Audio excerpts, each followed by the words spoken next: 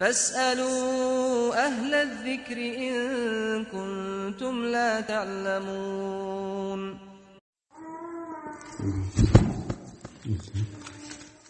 بسم الله الرحمن الرحيم. الحمد لله رب العالمين والصلاة والسلام على رسول الله صلى الله عليه وسلم. ሴት ልጅን አባት ወይም አጎት ኒካ ማሰር አይችልም ትላላችሁ የሚል አባባል ነው። አንደኛ እኛ ይሄንን ነገር አንልም። ይሄ ሰዎች ያመጡት አባባል ነው። ሰዎች በእኛ ላይ የጫሉት ቅጥፈት ነው፣ ውሸት ነው። ውሸት ደግሞ እርም ነው። ነብዩ መሐመድ ሰለላሁ ዐለይሂ ወሰለም ያስጠነቀቁት የሆነ አደገኛ ነገር ነው።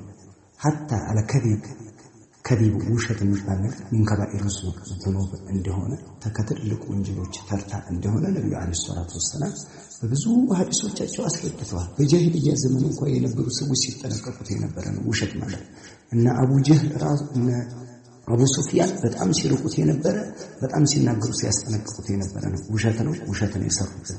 እኛ የምንለው ሴት ልጅ አባቷ ካለ አባቷ ይድራታል፣ አባቷ ከሌለ አያቷ ይድራል፣ አያቷ ከሌለ ልጅ ወለደች ከሆነ ልጇ ይድራታል፣ ያ ከሌለ ወንድሟ ይድራታል፣ ወንድሟ ከሌለ የወንድሟ ልጅ ይድራል፣ የወንድሟ ልጅ ከሌለ አጎቷ ይድራል፣ አጎቷ ከሌለ ያጎቷ ልጅ ይድራል። ከዚህ ውጭ ምንም ለምሳሌ ሰልማ መጣ ማንንም አይነት በአሶባ የሚወርሳት ከሌለ በጠቅላይነት አልወልዩ ሱልጣኑ መላ ወልይ ይላሉ ነብዩ ሰለላሁ ዐለይሂ ወሰለም። ሱልጣን ወልይ ነው ወይንም ሐላፊ ሸሪዓ ፍርድ ቤት የምንለው ማለት ነው። እሱ ሐላፊ ሆኖ ይደራል ምንም የሚደራት ከሌለ። ይሄንን ድብልቅልቅ ያደረጋል። እኛ እያልን ያለነው አንድ ነጥብ አለ። ምን ታሪከ ሶላት የሆነ አባቷ ታሪከ ሶላት ከሆነ አያቷ ይድራታል ሶላት የሚሰግድ።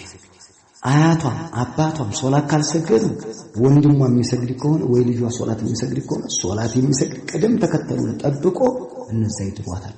ይሄንን ነው አምጥተው ድብልቅልቅ ያደረጉት እነሱ የቀላቀሉት። እኛ እንደዛ አይደለም።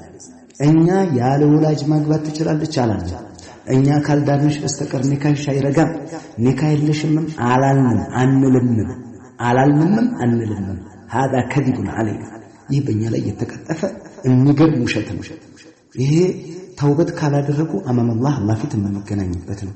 ነገር ግን ታሪክ ሶላት መዳር አይችልም እንዴ ለሚለው የአህሉል ዒልም የታላላቆች የሊቃውንቶች ገለጻ አለ። ምን ለምሳሌ ሶላት የማይሰግድ ሰው አይከፍርም